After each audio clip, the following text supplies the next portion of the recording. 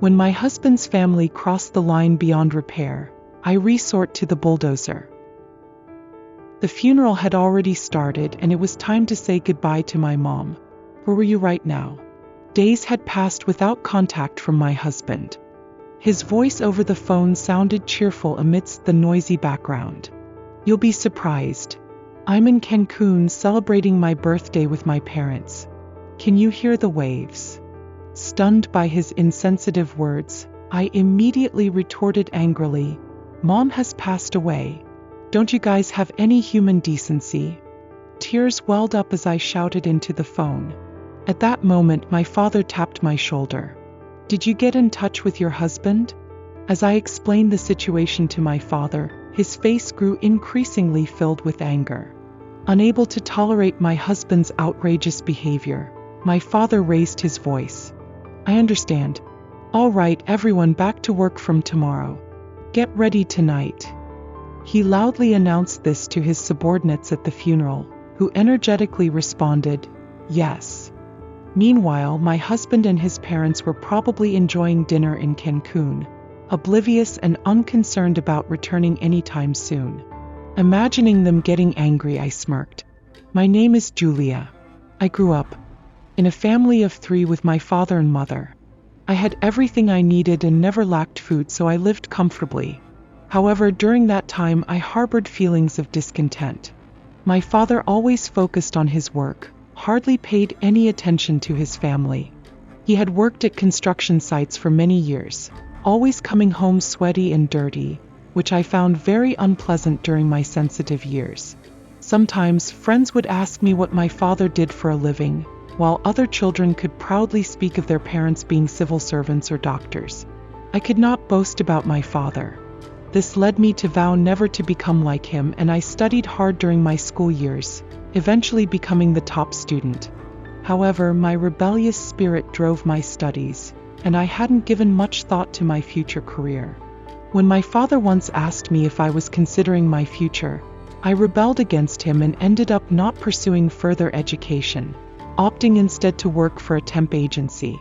Life as a working adult was not as easy as I had anticipated.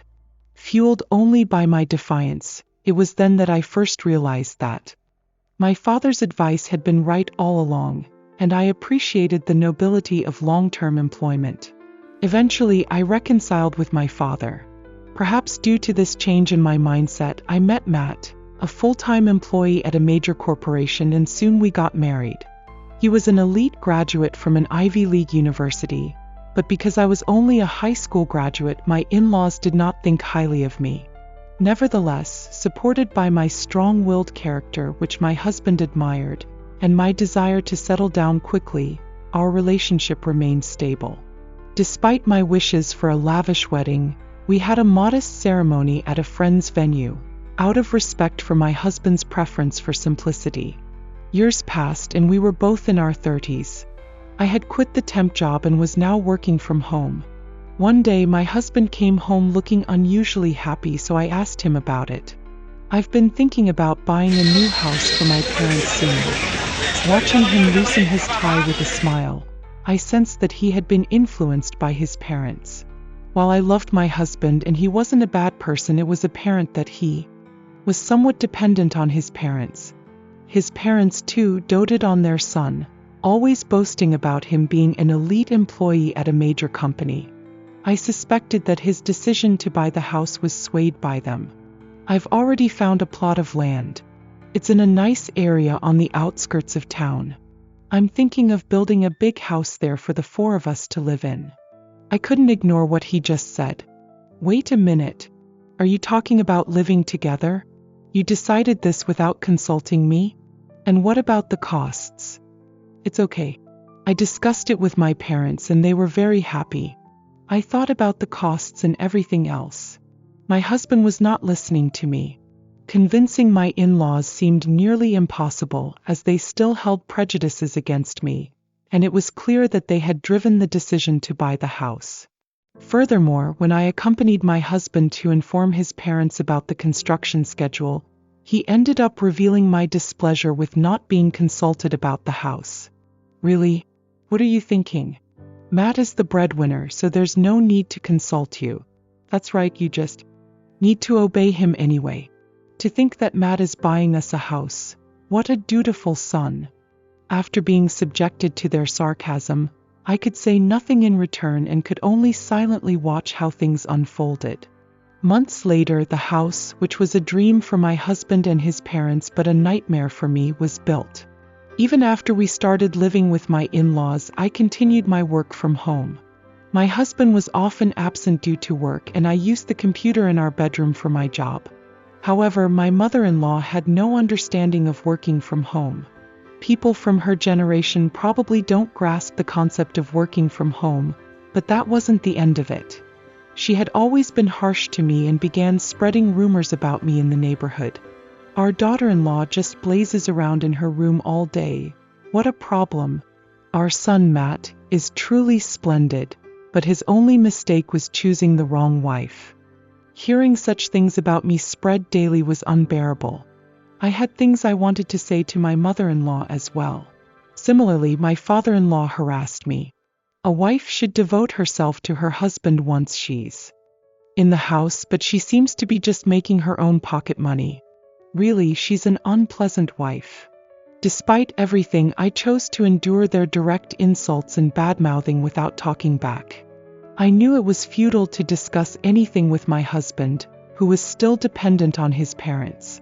Living in this nightmarish house was painful, but I firmly believed that one day the tides would change. Yet reality was cruel, and my situation only worsened day by day. One evening, the three of them went out together and didn't come back for a long time. I always prepared dinner, and my mother-in-law always criticized the taste. That day, I had finished preparing and was waiting for their return, worried by their unusual lateness. I called my husband, who said something unbelievable on the phone. "I'm eating pizza with the family right now. You know, that popular pizzeria we saw on TV. So don't worry if we're late coming home." I couldn't believe his nerve as he laughed while speaking.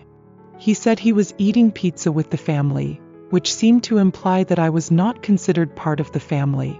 And soon this suspicion was confirmed when they returned home. My husband first asked me, "Did you want to eat too?" Followed by my mother-in-law's sarcasm, "Don't be selfish, you're just a maid who does nothing," and my father-in-law's command, "Clean up quickly." While cleaning up the dinner they had dismissed, I, known for my strong will, finally reached my breaking point, and that night I cried alone in the bedroom. Yet more hardships awaited me as my mother became bedridden due to illness. "I'm sorry, Julia. I know it's sudden, but we need you to come back. Ever since I was a child, Dad has been busy with work, and now I've taken over caring for Mom. It's okay. I owe it to you, and I understand your job is tough. I'm not the same person I used to be. I appreciate you saying that. Having overcome past rebellions, I now strive to understand Dad's work better than anyone. Mom never spoke ill of Dad, even when I was against him, and even now, bedridden, she continues to believe in him. In honor of her feelings, I wanted Dad to be able to focus on his work. Yet my in-laws continued to bombard me with cruel words. Really? Matt has become so successful, and you can't even support him, preferring your mother? Such a disappointing wife. A housewife who can't even manage the housework properly. Typical for the daughter of a poor carpenter. Low-educated and so uncouth. A woman should devote herself to her husband for life. These were the harsh words I faced upon returning home, exhausted from alternating care for my mother after waiting for Dad to finish work. But what I couldn't endure was my husband's words. "Do you know why we didn't have a lavish wedding? Imagine introducing a carpenter's daughter to relatives and my boss. It would embarrass me. You just need to work as I say. You're nothing more than a strong-willed woman." I deeply regretted why I ever married such a heartless man. In my eagerness not to miss out on marriage, I foolishly nodded to someone who showed interest without much thought. Moreover, my husband didn't understand his own position and was just showing off to his parents, forever dependent on them. Knowing this but unable to do anything about it, I had become far from the strong person I once was. merely enduring insults from those three and crying helplessly. Will there ever come a day when the tide turns? It was hard to imagine as the tough days continued. 6 months later, despite all the treatment and my desperate care, Mom passed away. Dad and I solemnly proceeded with the funeral preparations. Dad had been busy with work when Mom was sick, but he tried to lighten my burden as much as possible, which I felt deeply. His efforts seemed like regrets for his previous neglect and an attempt at redemption. I never mentioned it, but enduring the harassment from those three, Dad's efforts were the only encouragement for me. But those three were relentless in tormenting me. They had been unreachable since the day before the funeral. Dad seemed irritated by their rudeness, but he was too busy with funeral preparations to dwell on it. We finally got hold of my husband just in time for the priest to arrive on the day of the funeral. "What have you been doing? The funeral is starting and it's time to say goodbye to my mom. Where are you?" In response to my desperate plea, my husband's voice sounded cheerful over the phone amid noisy sounds. "You'll be surprised, I'm in Cancun celebrating my birthday with my parents. Can you hear the waves? We're happily sunbathing on the beach." I was momentarily stunned by his utterly insensitive words and immediately exploded in anger. "What are you thinking? Mom has passed away. Don't you have any compassion?" As I ranted, tears streaming down, a hand gently patted my shoulder. "What's wrong? Did you get a hold of your husband?" As I turned around, Dad initially looked surprised but became increasingly angry as I explained the situation. "I understand. All right, everyone, work resumes tomorrow. Get ready tonight." After announcing this to his subordinates at the funeral, who responded energetically with a yes, the day after the funeral, I stood in front of the detestable house my husband had built for his parents. They were probably still enjoying dinner in Cancun, oblivious and unconcerned about returning anytime soon. If I were to act, it had to be now. I gazed deeply at the hollow sand castle my husband had built, imagining the scene that would make those angry. Then, as I saw several large trucks approaching, I smirked, realizing the time had come. "Ready, Julia?" as Dad stepped down from the lead truck. I quietly nodded. The many subordinates from the other trucks lined up in front of him. "All right, everyone, follow the plan. Let's tear down that house. Go." At Dad's command, the subordinates shouted, "Yes," and swarmed into the house, packing everything into the trucks, emptying the house completely. "Well done, everyone. We might need to start a moving company too," Dad joked, eliciting laughter from his team. "Let's start the real work now." Again at Dad's command, the subordinates readied the dump trucks and bulldozers. "Leave this to me."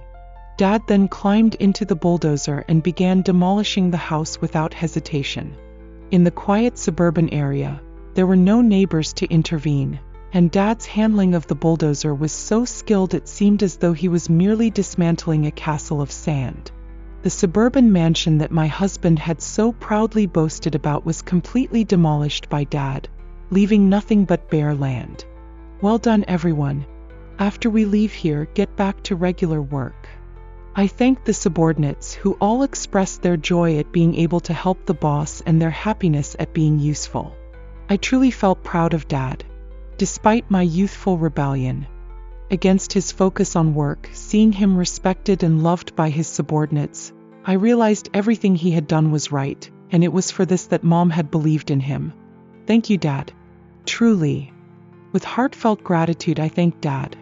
After that, I ended up living with Dad in our family home. A week after turning that house into bare land, those three furiously stormed in. "Julia, what the hell is this? Where's the house?" We came back and screamed, "What is this?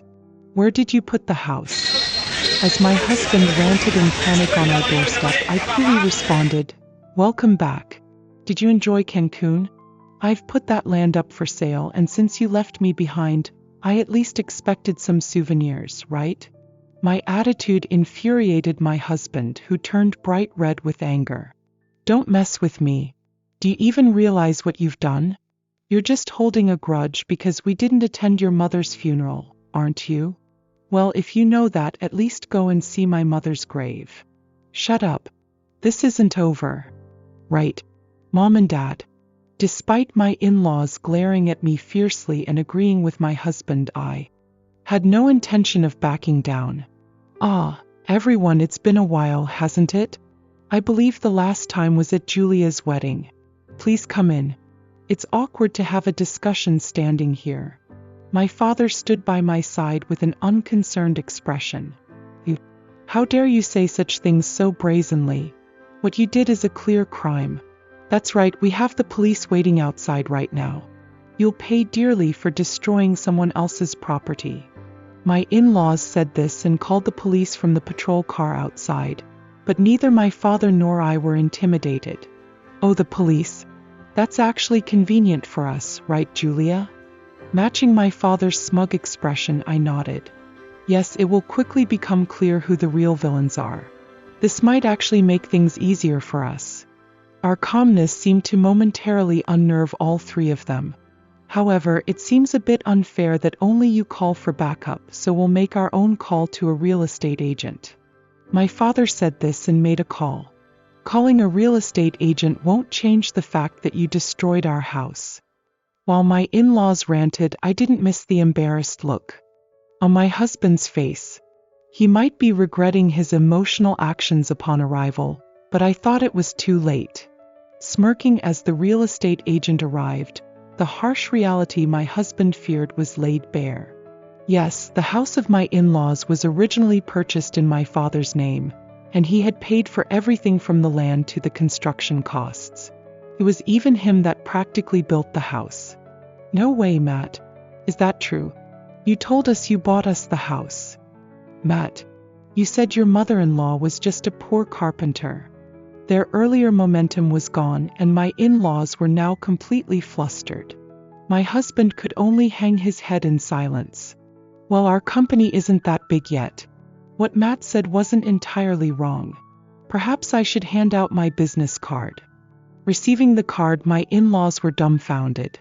Though my father was modest, he was actually the president of one of the largest construction companies in the country, so their surprise was understandable.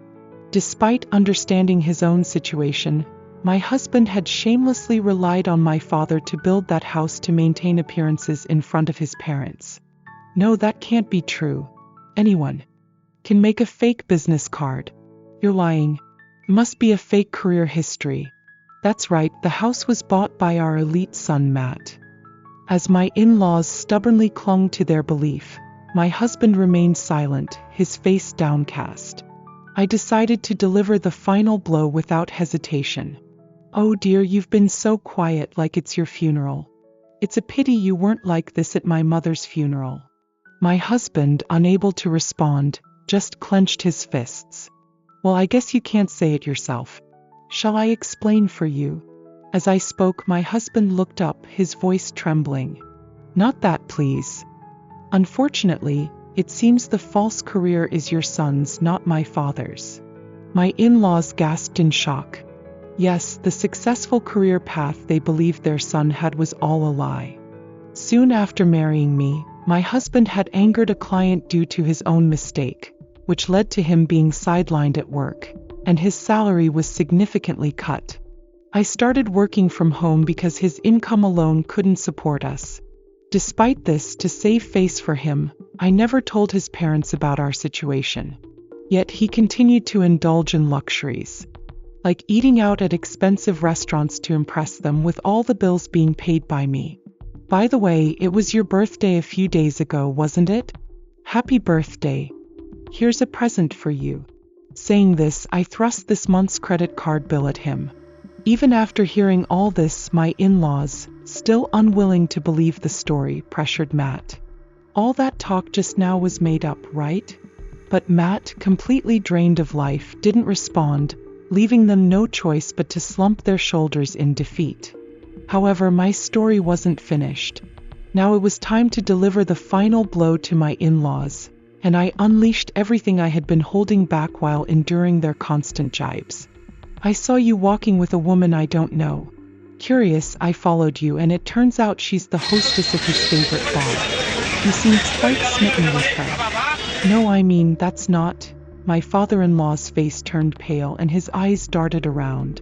Just the other day I saw the two of you leaving a fancy jewelry store arm in arm. I wonder how much you've spent on her so far. With no way to respond. After being exposed, my father-in-law could only look down and mutter, "I'm sorry, honey. To sneak around behind my back like that. I'm so disappointed in you." My mother-in-law started to accuse him, showing off her own weakness. "And you've been going to a nightclub almost every night. You slip out after your husband falls asleep from drinking at home. I know about your nightly outings. What you saw." My mother-in-law turned bright red as if she wished she could disappear. "And what have you been doing behind my back?" Now it was my father-in-law's turn to accuse, but such a foolish quarrel between them was unlike anything I'd ever seen. It escalated into a physical fight and ended up being broken up by the very police officers they had brought along. After giving all three of them a thorough dressing down, I thought it was about time for them to leave this house. Turning to my exhausted husband, I said bluntly, "I don't know how much you spent in Cancun with that happy face of yours, but from now on, not a single penny from my earnings will go towards it." "Wait. Without your earnings, there's no way I can cover everything with my salary alone," my husband said weakly, then crouched down, holding his head. "You all have too little respect for our jobs. You never tried to understand my work from home, treating me like a mere housekeeper, and you underestimated my father's work too. You got what you deserved. Serves you right." I spat these words out and then told the police officer, "Please take these three away quickly." They resisted and struggled, but ultimately the officers, somewhat scolding them, led them away. I might be one of those people though, since I used to make fun of my father's work. As I watched the police car carrying the three of them drive away, I said to my father standing beside me, "But Dad, you looked so cool driving that bulldozer." At my words, my father smiled shyly. After that, I demanded a divorce from my husband, but he refused pitifully, claiming he couldn't live without me. So the matter went to mediation. Thanks to my father's company's highly reputed lawyers, I felt secure handing it over. But my husband, having squandered everything in Cancun, couldn't even afford a lawyer. As a result, the mediation overwhelmingly favored my side and I was finally able to divorce.